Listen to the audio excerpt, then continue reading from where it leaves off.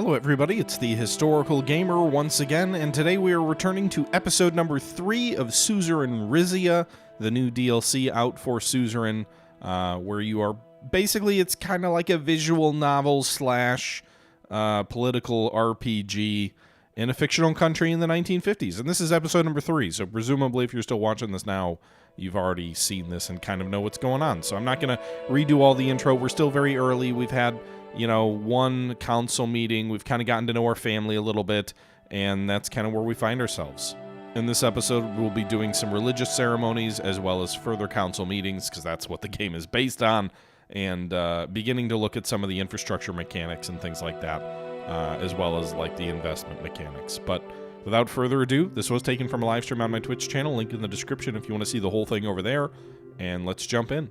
Need to do anything with the decrees yet? Oh, we have more decrees now. All the decrees available. So many decrees. Oh, so now we've got even more. Oh. All right, so economy. So before we've got the sovereign transition and clemency. It costs authority, but no money. So we'll do that. We've got 10 authority. We'll do that. It's important for tradition. We already said we would do it to our uncle as well. It was important to Hugo also.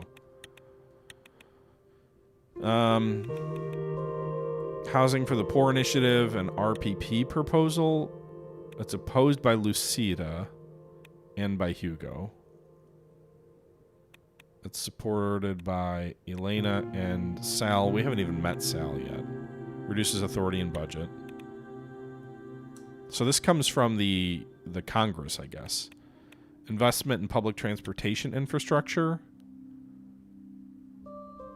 -2 authority, 3 budget, 1 energy per turn. Jeez. Okay. That's expensive as hell.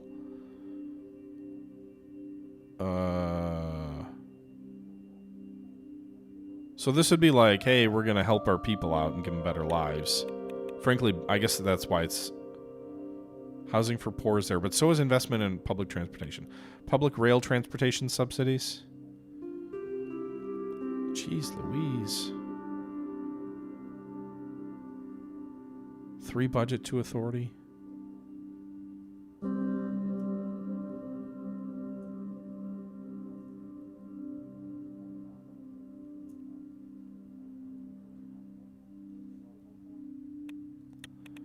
Or public sea transportation subsidies.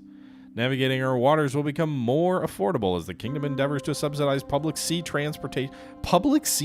When has there ever been a public sea transportation? Let me just go down the street and jump in the public yacht. It's cheaper, at least. Naturalization process for foreigners.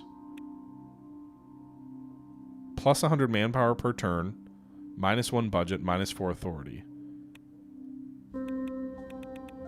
Didn't Lucia just say that she would support that? Here's the Topaz Ancient Resid City.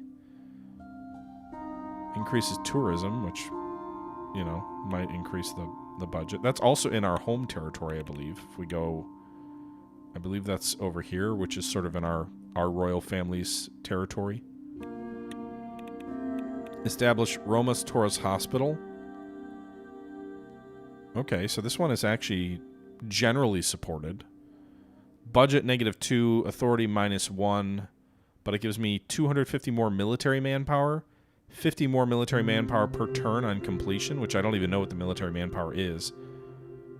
The kingdom greenlit the foundation of a Port Drazan Romus Toras Hospital with cutting-edge medical amenities and dedicated research zones. This institution vows to provide unparalleled healthcare to Rizians.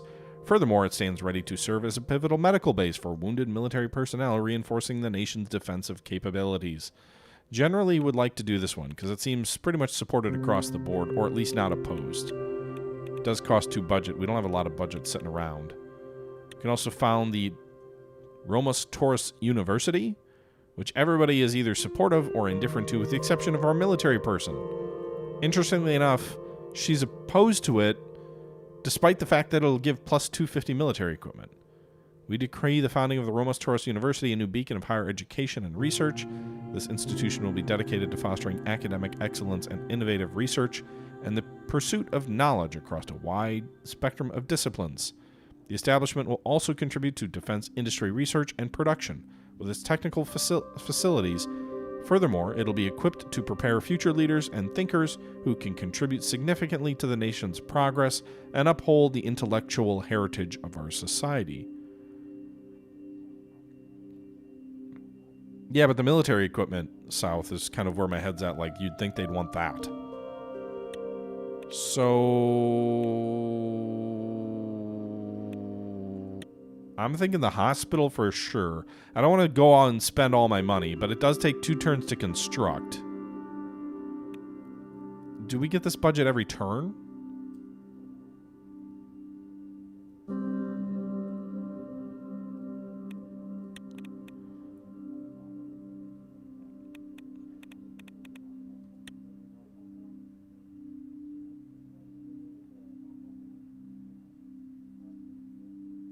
Okay.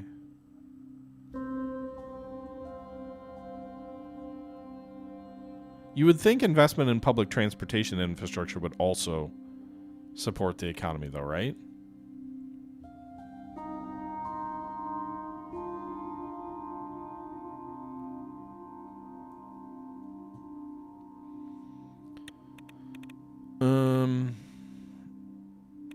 What I would love to know is, do any of these things go away? Like, if I don't do it now, can I do it in a turn when I have more cash? Or are these all limited time things?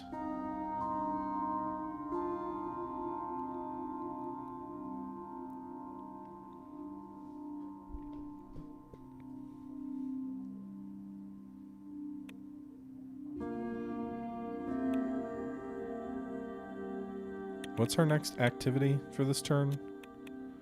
Arrange a classical concert for the noble houses. Decide on hosting a concert for the royal houses with composer Albani. Oh, and that costs money? As a gesture of refined taste and to celebrate cultural heritage of Rizia, there's a proposal to host a classical concert featuring the renowned Rizian composer Antonio Gary Albani. Such an event could serve as a testament to the monarchy's commitment to the arts and reinforce its prestigious image among the house of nobles, or noble houses. But that's money I need for other things.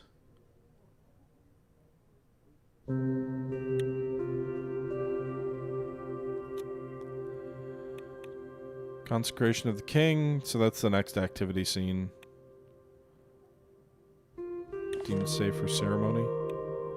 Okay. Festivities underway for the king. I'm also gonna need, it's gonna eventually be like, hey, you need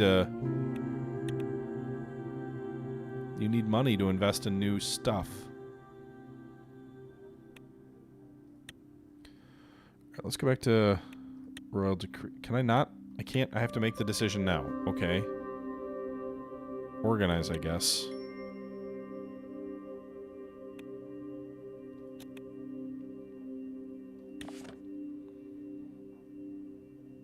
I'm really going all out on the pomp and circumstance with the 2 budgets spent on the parades to celebrate my rise to power and then also the concert. Where is all my money going? Investment in public that's 3 budget.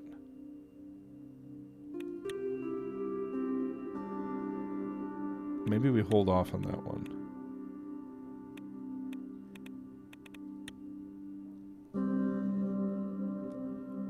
Manpower per turn probably also helps the economy, but that costs a lot of authority.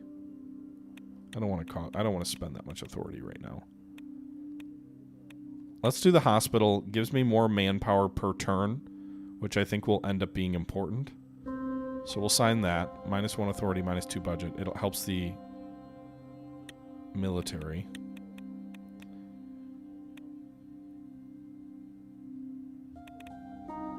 So red because I can't afford those other particular objects, I guess. Maybe these are just this turn then.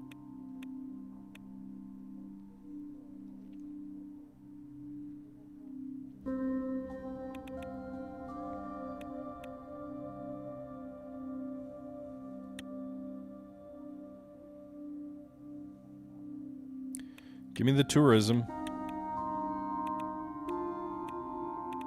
I don't know. These are probably stupid things. Infrastructure is probably more important than tourism.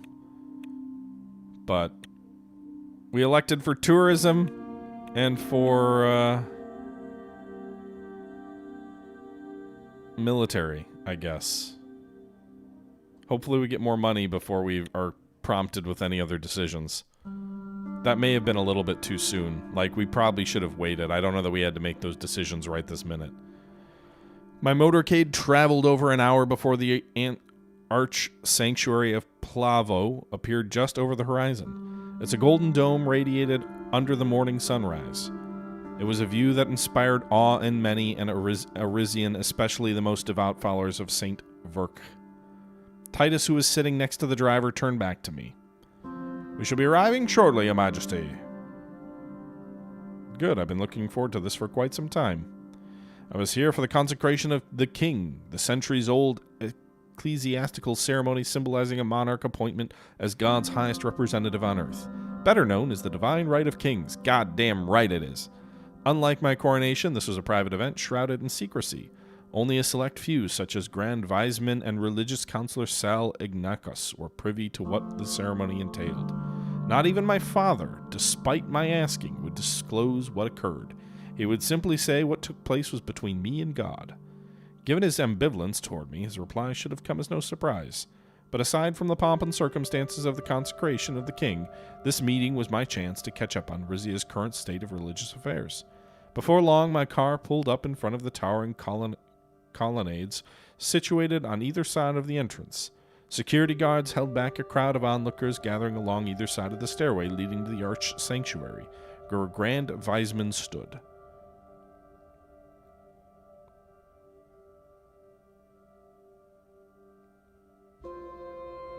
Grand Viceman Ignigus, looking stoic as ever.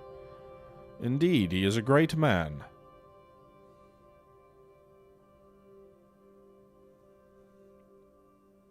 I'm pleased to know our opinions align. Titus quickly exited the vehicle and opened my side door. As I stepped out onto the pavement, I was immediately greeted by the roar of the crowd that had come to witness this occasion. Most cheered my praises, but there was also a small group of demonstrators protesting the ceremony. I looked closely at the protesters. One was waving a sign that read, "Golkondism is not blasphemy." These people look like they could give you trouble. Shall I have them removed? No, that's all right. They have a right to protest, even if I disagree with their message.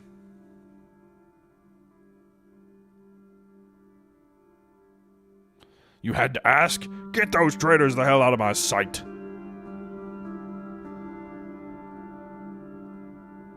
Understood. He cast an intimidating glare over the protesters as we passed them. I turned back toward the crowd, who continued to watch my every move. Recite a Verkis proverb. I don't know anything, but okay. The old Verkis proverb translated to, "Let joy fill the hearts of those who seek the Lord." In unison, the crowd shouted, "Lucel Domenton Denunon." Oh god, I'm not even going to try. The traditional reply meaning, "He is the Lord our God. His covenant is everlasting." A welcoming smile spread across Grand Viceman's face as he came down the stairs to greet me. "Welcome, Your Majesty. We are greatly honored to have you here for this momentous occasion. I look forward to serving you as I served your father. It is I who is honored to be here. You are too kind. I shall do my best to provide you with both personal and state guidance on religion." Thank you, Grand Viceman. I aspire to fulfill God's will here on earth, just as you have done. I have no doubts.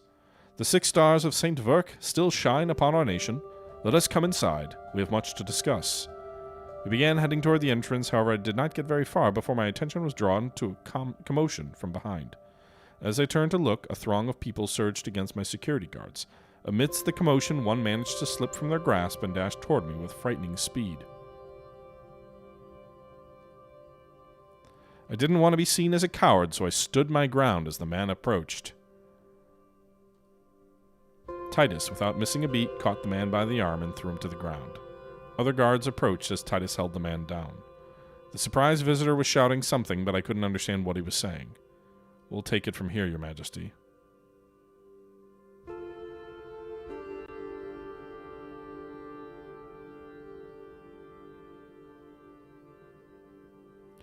Seems I may have misjudged you after all, Captain Gordion. You have my thanks.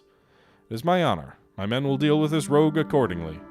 With a nod from Captain Gordion, two of his guardsmen lifted the man to his feet and escorted him away. Sal and I continued toward the Arch Sanctuary entrance. I humbly apologize for the interruption, Your Majesty. Can't say I cared for that little stunt, but I do wonder what the man wanted. He was a Deradian Golkondist, I'm sure of it.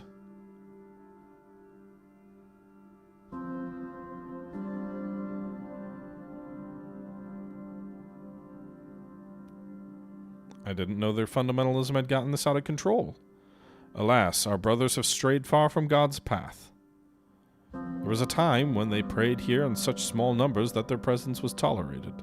But the more Deradians came to Rizia, the more they overwhelmed the sacred sanctuaries of Plavo, Benevaton, and Jowls with their blasphemous worship.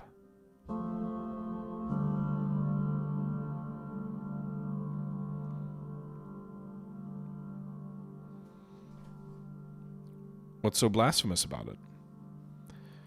They have a martial culture, Your Majesty. They seek purification through violence, among other perversions. Come, it is time you saw what they did to this very building. I accompanied Sal into the Arch Sanctuary. Titus and one of his men stood guard at the entrance. Our footsteps echoed throughout the massive empty chamber as we made our way down the main aisle separating the hall in two. I was surrounded by ornate wall murals of religious scene depictions, leaving no surface bare. Nearby statues seemed to watch me as I passed.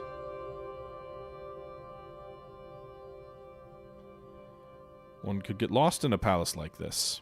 I have, more than once. Being the final resting place of Callas the Devout is only fitting that such a monument be built in his honor. Credited for single-handedly spreading the teachings of Saint Verk throughout the kingdom, he considered Rizia's most revered disciple.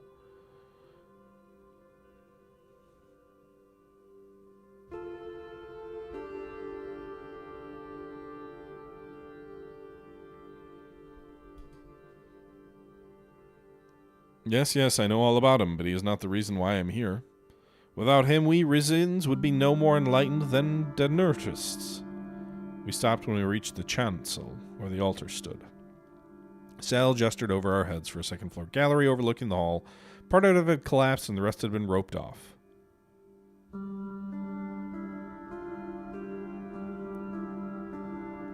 What happened to such a magnificent building?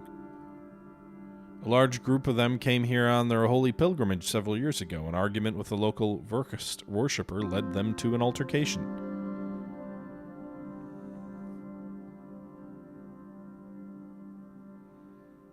And why has it not been fixed since then? We will get to that, Your Majesty. Rizia's religious climate is at a crossroads, Your Majesty. From providing the most impoverished to expanding educational opportunities, our faith-based institutions are a central part of everyday life. The fabric that ties our society together, all under the umbrella of our state religion.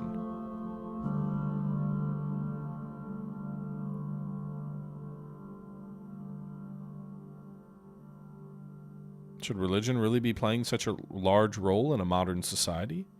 Our modern world is fractured, Your Majesty. Morality is faltering. We need God more than ever. Surely you have noticed our religious unity beginning to splinter. Apart from them, we have seen a rising Denurtist minority due to the growing number of Vesic migrants. Lena had been a follower, but converted to Verkism on joining the Rizian royal family. A sacrifice, but one she gladly made in order to be with me. I would never counsel this country to turn away people in need, Your Majesty, but I do worry that our Verkist values are in danger of being diluted.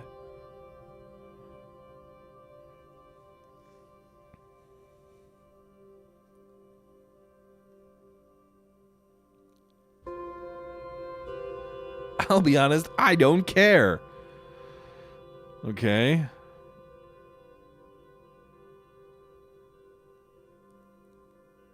What was Lena again? Yeah, the Galanas pose a particular problem.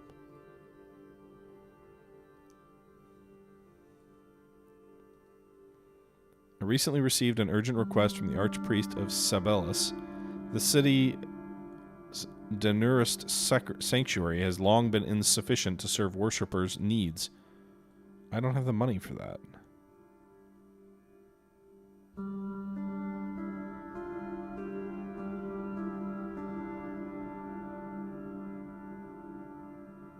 I'm not opposed, but isn't that the purview of the province of Brennus? No, any large-scale religious project in Rizia must be approved and funded by the central religious authority.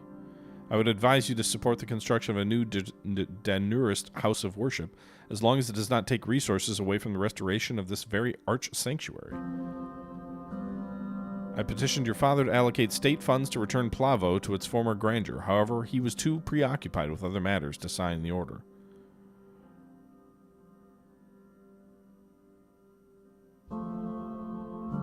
More approval, blah, blah.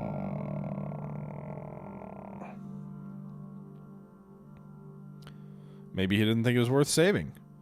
I doubt that, Your Majesty. Your father was a very devout man, especially at the end of his life.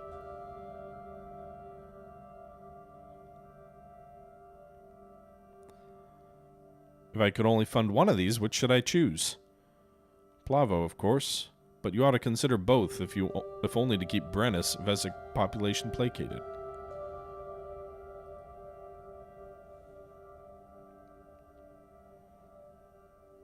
As much as I'd like to help, I currently lack the additional funds.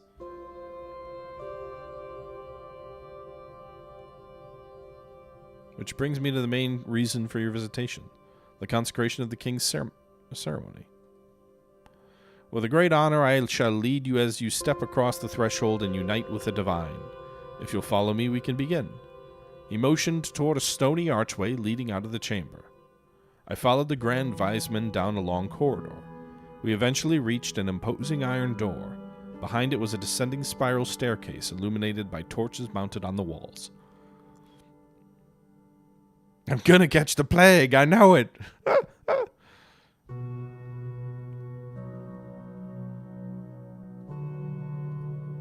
The path ahead leads to one of the holiest sites in Verkism. Believe me, it has undergone thorough purification. This way, Your Majesty. I continued after him and we went down the stairs, which seemed to go on forever. Before long, we reached the bottom, where I was greeted by a wall of human bones that were carefully stacked from top to bottom. In an adjacent room, there were several tombs, each adorned with intricate decorations. Welcome to the catacombs. Indeed it is. As for the tomb's tenants, they're mostly wealthy noblemen and the families alongside other well-to-do individuals throughout the centuries. We shouldn't delay the ceremony much longer, but very well. Who would you like to know about? The first tomb. That would be the tomb of Talaros Azro. Not only was he the Earl of Haves, he was the most revered general during the War of Rizian Succession. Even though House Azro ultimately lost the war, the general never lost a single battle. After the war, he established Camp Domus, Rizia's largest military base to this day.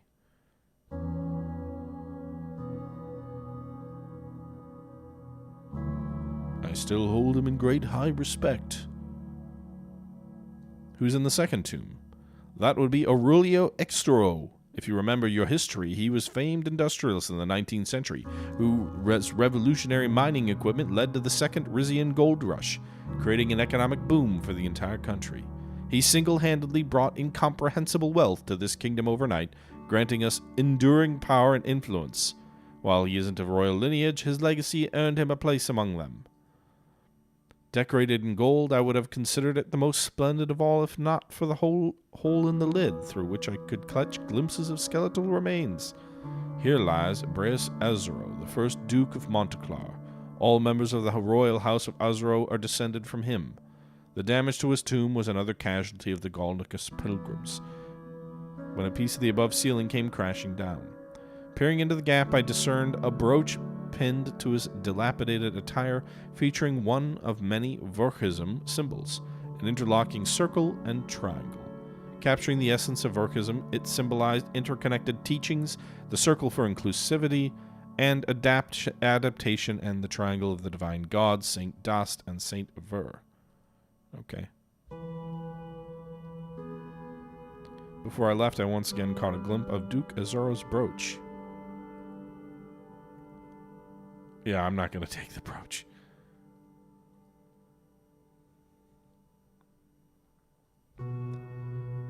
It seemed like a tunnel would never end. At the heart of the room was a small circle of 6 columns, bearing a single star around a sarcophagus. Is that who I think it is? Indeed, Your Majesty, this is the tomb of Caelus the Devout. Rare are those who have set foot in here. Count yourself among the blessed few. Caelus the Devout's effigy became more apparent as I approached. Sal placed the torch inside a nearby scone as one of the other wise men carrying a silver tray approached us.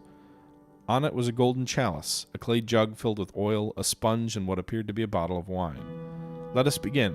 Please remove your clothes and stand on the royal seal. What? Whatever you say. Am I getting baptized, basically?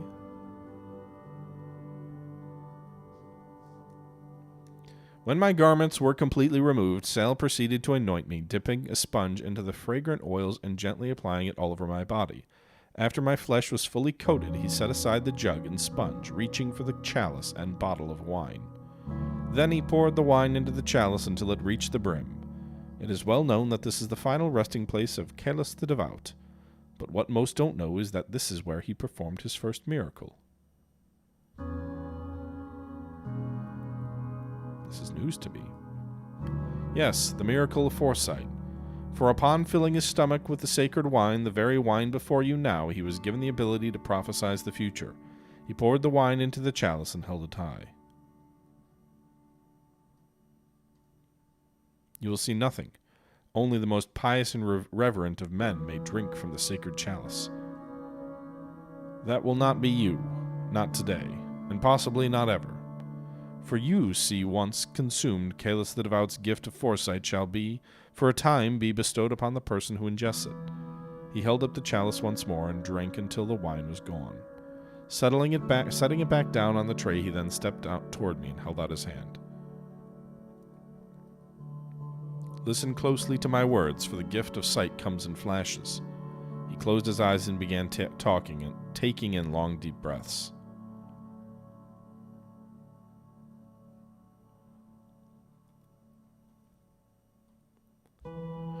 We stood there in silence for what felt like an eternity. I wasn't sure what to expect. But then suddenly his body began to tremble and his hands took a firm grip in mine.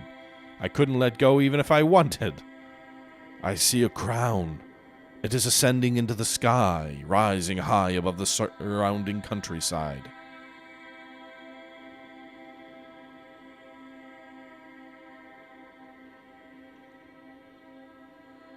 Whoa!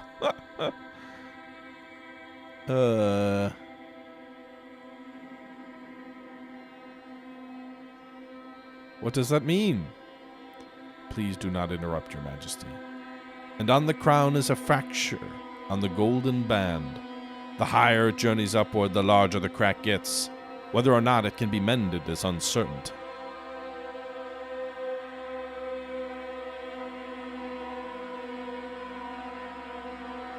The visions are possible outcomes of what could come to pass. They are not set in stone. What else do you see? I now see soldiers, many soldiers, war and death, so much death. Whose soldiers? One of the armies, yes. Their uniforms carry the royal seal. War with whom? A most vicious foe, more than that I cannot say. And the victor? I cannot tell.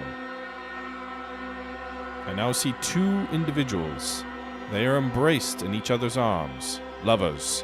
They are surrounded by people, both for and against their union.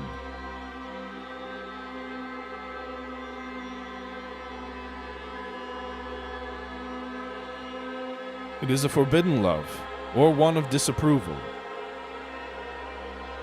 It's my daughter and the goddamn leader of the opposition. That's my guess. Is it me? Am I one of the lovers? One of them is of your blood. My daughter, obviously. Union is in marriage or arrangement.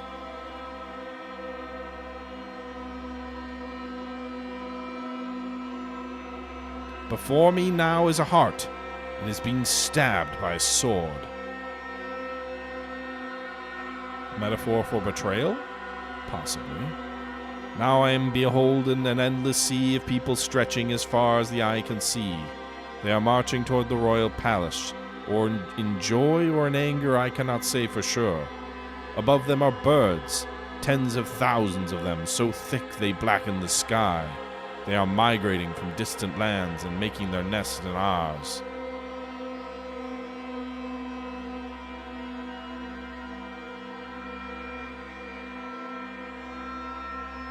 And on a nearby mountain overlooking the city sits a beast with 3 heads. Each head is fighting with the other. They must be brought under control, either through taming or severing of one or more of the heads, or all 3 will surely die.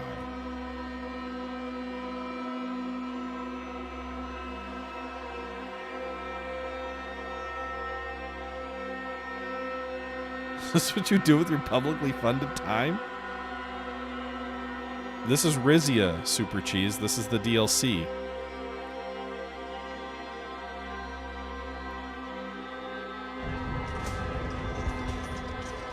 Hello, Finish. Hey, Tortuga, thanks for the raid. We're just dealing with some prophecies by our priest who's seeing visions of doom. Rizia's royal houses, Toras, Sanzon, and Azaro. If true, it could mean dark clouds on the horizon are fast approaching. So, forbidden marriage definitely is our daughter and the head of the resistance who tried to kill me. Stabbing of a heart in betrayal could be my daughter killing me? I can't imagine she'd kill me, right?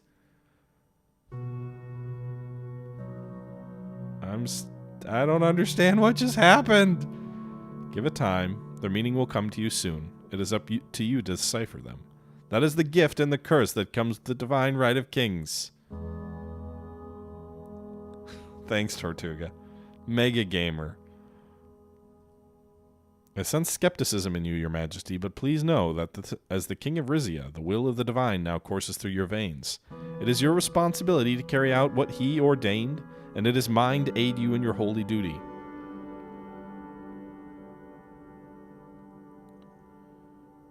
Okay.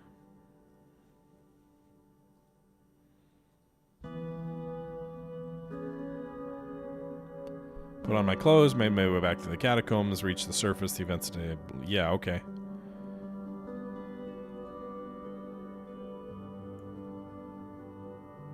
God damn it. My daughter's really... Can I prevent my daughter from having an affair with the son of the guy who shot me?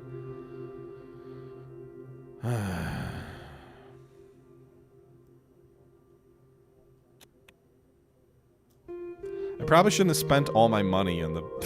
before I even met with my Secretary of Defense, who is certainly going to request more money. The decrees, I can't do anymore. Why are these like this?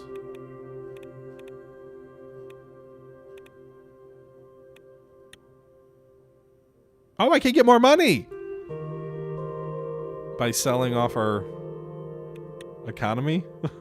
More royal decrees are available to me. Welfare privatization, RNC proposal. The kingdom embarks on a monumental shift by transitioning a minority of welfare health. So these really, like, there's a ton of options here, but there should be briefings on these. It's just like, hey, you want to privatize welfare? Here's some money. Hey, you want to tax landowners? Here's some money. Hey, you want to get rid of the income tax? Lose some money.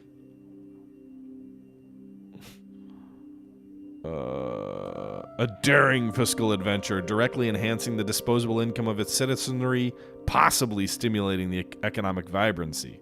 With this decree unquestionably garners widespread public approval, it casts a profound void in the state's revenue, necessitating alternative financial solutions to uphold public services and initiatives.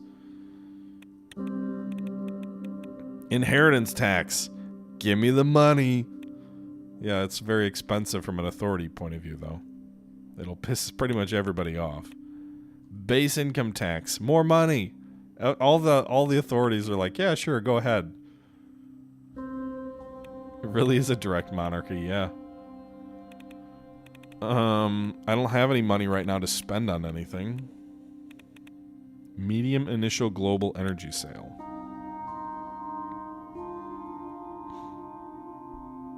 So everybody kind of approves this option. An exploratory move into a moderate one-time energy export transaction. Surfaces weighing fiscal uptick against safeguarding our energy assets. With a measured release of surplus energy to the global market, Rizia aims to ensure a beneficial deal while maintaining a tight grip on domestic energy steadiness and price equilibrium. Okay, so in theory, right now we've got +2 energy per turn. One of the oil fields is going dead, though, so we're going to lose one of these production probably, which will give us a positive net of 1. So I can sell basically our strategic oil reserves and lose a little bit of authority, but I will get cash back that I can then spend on stuff. Or we can sell all of the energy for a little bit more cash, but it does make things risky. Like if energy doesn't come in positive next turn, that could be a problem. There's a hydroelectric dam that increases energy per turn when it's completed, but costs 5 budget. Aw, that would have been nice. If I had known that, I would have spent all my money on that, because that would have dramatically increased my energy production. Heavy industrial park. Plus 500 military equipment. Hell yeah, brothers. 2 energy per turn. 3 energy. Oh, my goodness. I should have waited to do any of this stuff. Expansion of the offshore gas fields. Yes. How much does that cost? 3? What's a medium? Does a medium... That only gives me 2. I don't know, finish. We're probably about ready to wrap up.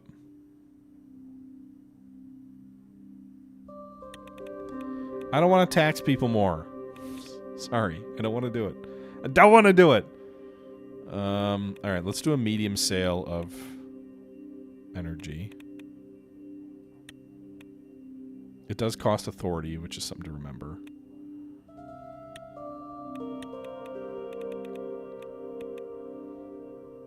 So we can do these other things now, too. We've got 2 gold. But I'm going to wait on this. Because...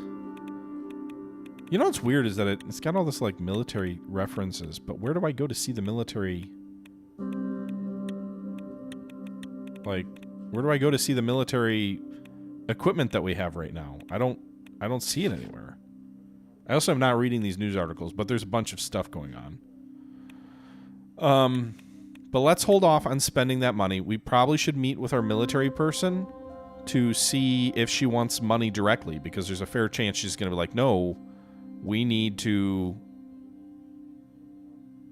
spend money now that you just gave away. So let's do our briefing on the current security situation. On the way back from the Plavo Arch Sanctuary, I met my council in the city of Force Daltor for a briefing of our security and military situation. The so-called Forge of Rizia was famous for its numerous foundries and factories in which iron from the nearby hills was transformed into rifles and handguns. Largest of them all was the Royal Folk Foundry, responsible for supplying the Rizian police and military. The red brick complex towered at the end of the King's Avenue, Folse Dator's main road. My council and I were given a tour of the facilities before settling around the table in the foundry's great hall. Murals on the wall around us depicted the city's history as an industrial center. As Duchess of the province and my war and security counselor, Lucida, sat at the head of the table. She nodded at the rest of us. Your Majesty, Your Highness, my esteemed fellow counselors, I planned this meeting here so that the king would have a shorter journey after his consecration ceremony. I'm sure their proceedings were very taxing, Your Majesty, whatever they were.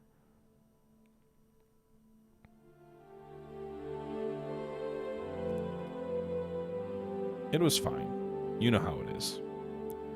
Let us hope that something useful came out of all of that. Sal was sitting across from me, still wearing his robes. He smiled enigmatically. Religion is not a tool to be used, Miss Azaro. It is a guiding light that shines even on those who do not believe in it. Hugo nodded approvingly.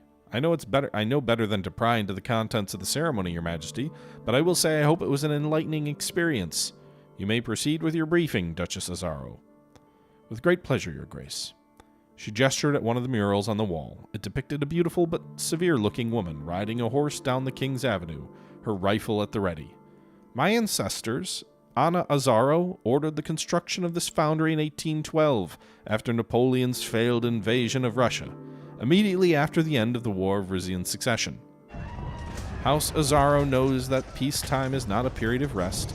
It is a time to gather our strength and hone our weapons for when they are next needed. Because they most certainly will be needed. Okay.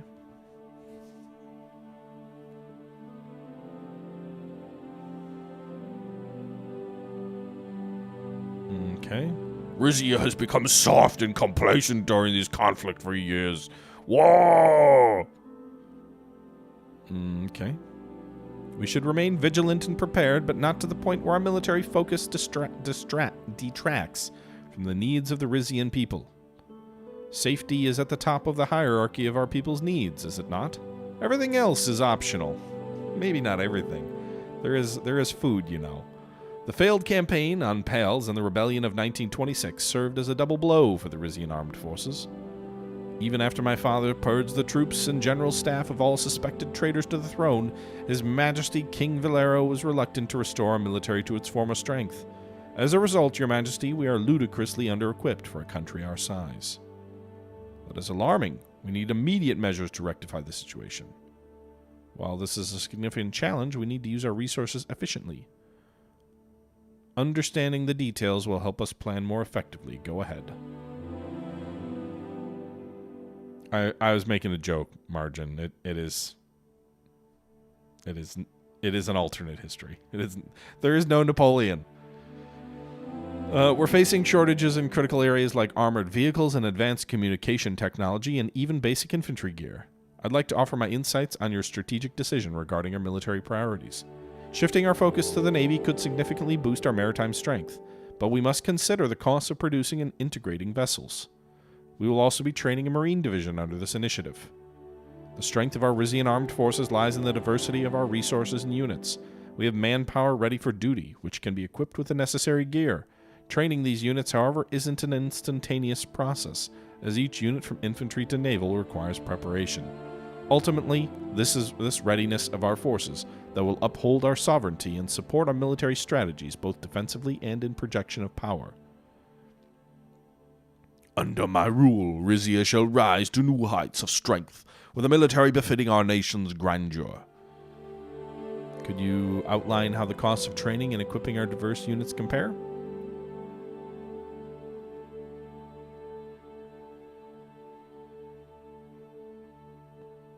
Okay.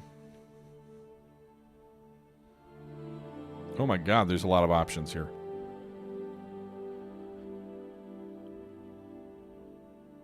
How long does it take to bring a unit up from basic to combat readiness? Readiness within a year, with specialized units requiring additional time for the rigorous preparations. In any case, as the ultimate commander of armed forces, the final decision rests with you.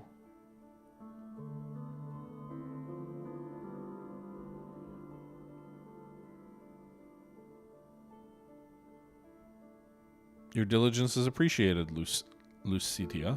Begin the preparations. Okay.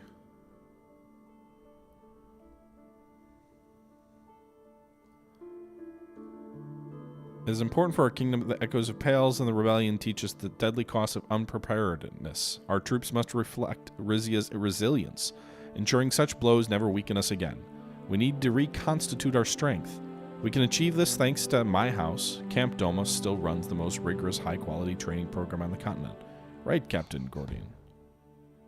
With lightning speed, she reached under the table and pulled out a knife and hurled it in the direction of the doorway. Titus languidly snatched it out of the air. Okay. You brought a weapon to the council meeting, Duchess?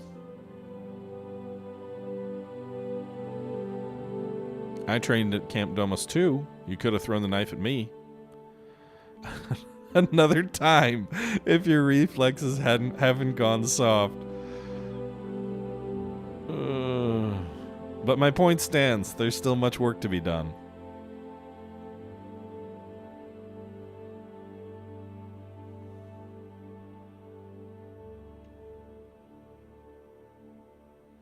If I were to invest part of our budget in the military, what would be the areas in most need of improvement? I'm not even sure where to begin, Your Majesty. Our weapons? Despite our very grand surroundings, we have long neglected the potential force of Daltor. Rumburg currently supplies us with the bulk of our weaponry, including their Ka-74s. But if we invest into more research and development and production in the city, our small arms industry could become a real force to be reckoned with. Okay.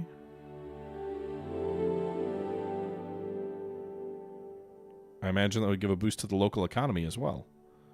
It would, Your Majesty, as long as there were enough people available to fill the new positions that would be created. We would unfortunately still have to rely on Rumburg for weaponry such as missiles, although I've seen promising developments in Derdia.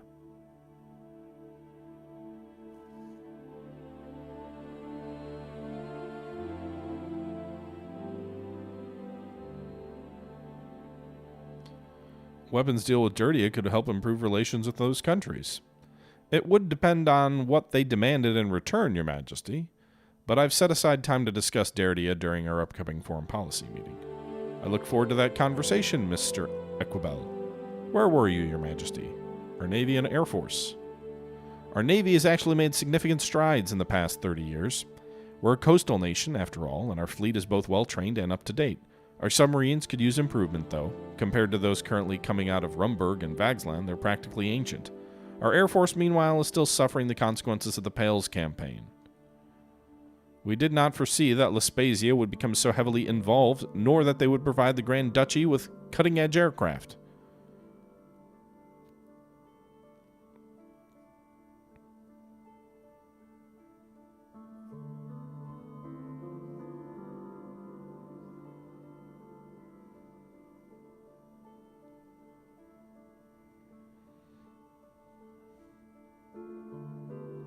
I remember when our troops laid eyes on those planes for the first time. Their morale disappeared then and there. My father had always had terror in his eyes when he spoke of them.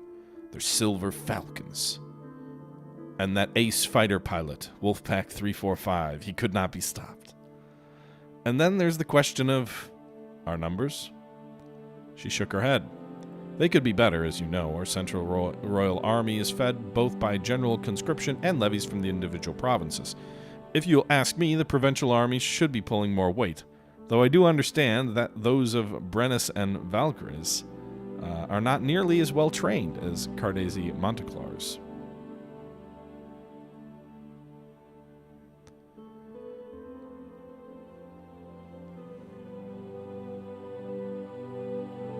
I would also suggest extending the length of our conscription period and lowering the conscription age back from 24 back to 18.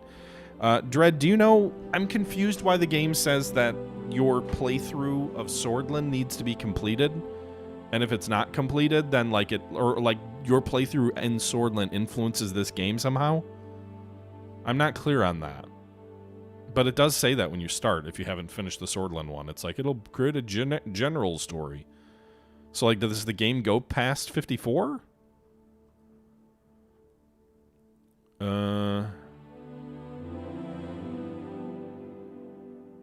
I joined the military at 18, and it did me a world of good. You are unusually mature for your age, Your Majesty, but many young people, especially young men, tend to make irrational decisions before they reach their mid-20s. Such as rebelling against their general? As I've said, the 1920s were extraordinary circumstances. There will be no second mutiny.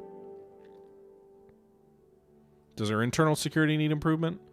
Less so, Your Majesty. Our police forces have kept a firm handle on our populace since the uprising.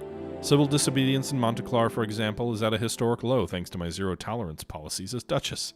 Oh, so you're a dictator, too. Valkyris, too, is unlikely to pose major difficulties as long as House Toras is on the throne. And the Central Police headquartered in Rizia Imperial have been keeping the capital secure. The members of House Sezon, who rule Brennus, have mostly fallen in line following the uprising. They're content to use House delegates as a forum for their grievances. She sighed. If there's a problem area, it is Isa.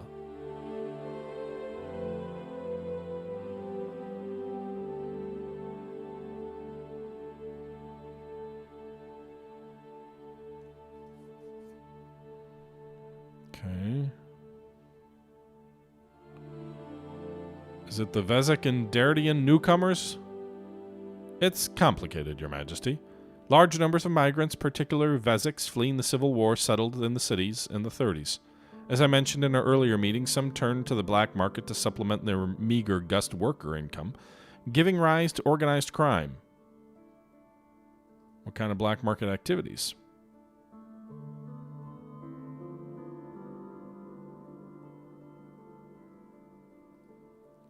The drug trade, mostly. There's cartels connected to families in Valen, who in turn answer to powerful distributors in Argard. I attempted to tackle this myself with a community policing program, but the networks were too strong. In my opinion, the growing influence of the nationalist group Su-Omani has only exacerbated tensions in the area. The king, of course, might disagree.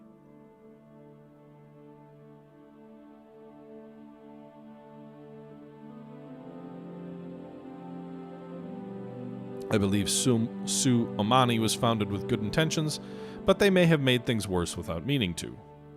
Just because I supported the group in my younger days does not mean I do now. The good Rizians of Isa are doing their best with the resources they've been given, Duchess, my son included. The problem, as I see it, lies in the lack of cooperation between the city police force and those of the surrounding region. Yes, I've received Duke Rico's complaints that the Brennus forces have not been providing him with as much aid as he wishes, as well as his request that extra police from our central forces be transferred to Isa and placed under his command. But I don't think that would solve anything. And why not, Duchess Avaro? I thought you were tough on crime yourself. I believe in the power of a firm hand, Your Majesty, but only when it's exercised with responsibility. Are you calling my son irresponsible, Duchess? I'm saying that in the wrong hands, the Central Police could legitimize Su-Amana's campaign of oppression, rather than neutralize it. Well, Your Majesty, shall we continue with the briefing? What about our intelligence capabilities? They're just as important as military strength. We have operatives in Morelia, Dardia, Central Valen, Lespasia, and Rumburg. His Majesty Valero, however, insisted on withdrawing our intelligence presence from Zil and Pales. Why would he do that? He was afraid their leaders would get suspicious. He may have been right, or it may have been a trademark of his paranoia. In my experience, we have much more to gain from straightforward diplomacy than from cloak and dagger operations. Oh, Lorento Escobar, you are so naive. Everybody spies on everybody. Even allies spy on each other. Exactly, Lucidia. What useful information were we receiving from either region before the operations withdraw? We learned of the prior Duke Nomo's abdication before it was officially announced, for one.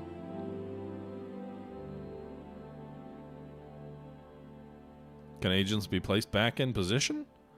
Now that they've been withdrawn, it would be difficult and costly process to get them back into place, but I can inquire into the possibility.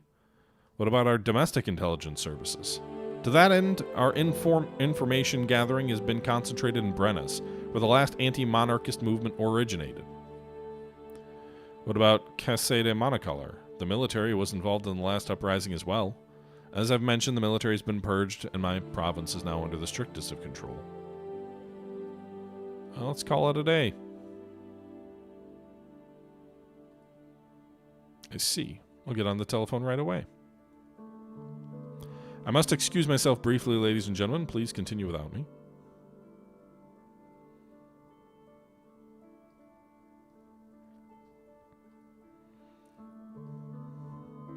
I wonder what that could be about.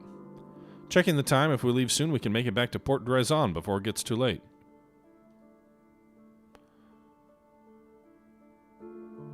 Hiked up her gown and caught the projectile and stowed it in a leather holster strapped to her thigh. Okay.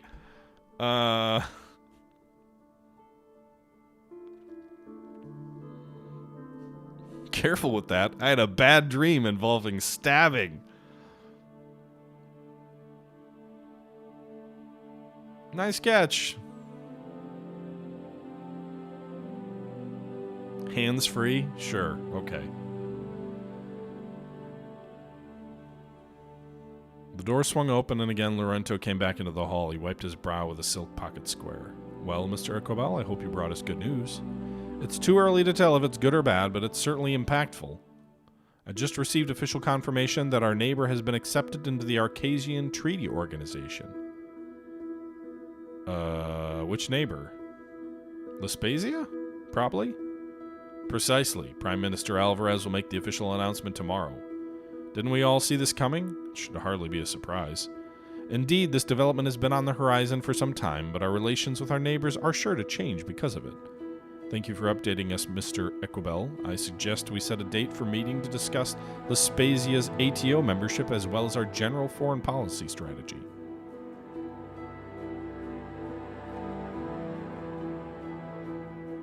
Excellent suggestion, Your Grace. I'll start preparing a briefing once we're back in the capital. We should be on the same page regarding this. That is after the lovely evening of musical entertainment that the king has so generously organized for us. Ah, yes, Albini was an excellent choice, Your Majesty. Although I do hope the performance showcasing his earlier work, not his more chaotic contemporary offerings. The works are only chaotic to the untrained ear, Hugo.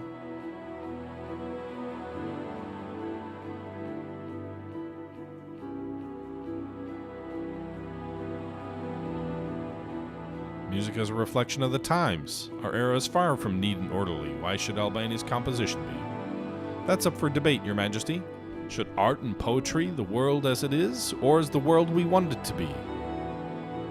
I confess it all sounds old-fashioned to me. Have you heard the jazz that's coming out of Qual these days? But you have my house's gratitude for the gesture, Your Majesty. I'll inform our hosts that we'll be departing shortly. The Arcasian Treaty Organization. What will that mean for us? I don't know. I suppose we'll find out. I'd barely even started my reign, and it already felt like the ground was shifting beneath my feet. What other challenges lay in store?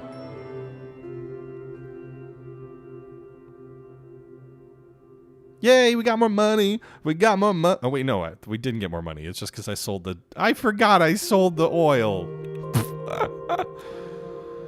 Student hold walkout to protest the treatment of labor hands. Students at Isa University led a walkout yesterday purportedly in solidarity with Wezek, Derrida, and labor hands. A representative of the youth movement called for comprehensive review and reform of the policy. Okay.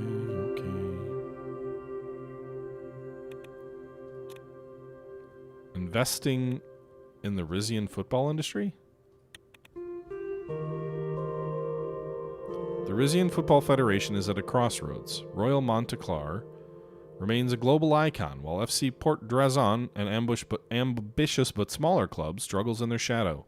The choice of investment strategy could significantly influence the future trajectory of Rizian football, either by bolstering the prestige of an already renowned club or by nurturing emerging talents to foster a more competitive domestic landscape. Why am I investing in either of these clubs? Is the royal family expected to invest in football? Do they generate income for us? What good does investing do for us? Is it just prestige? I do not have an affiliate link, Oxlorn. But thanks for asking. Don't invest. Not investing. And this is where the first chapter / turn actually ends in the game. So we'll get some new budget here in a moment, but this is just as good of a spot as any to wrap up the episode. So hope you guys are enjoying this series. Leave your thoughts down below in the comments. And until next time, this is the Historical Gamer saying thank you for watching, and I'm out.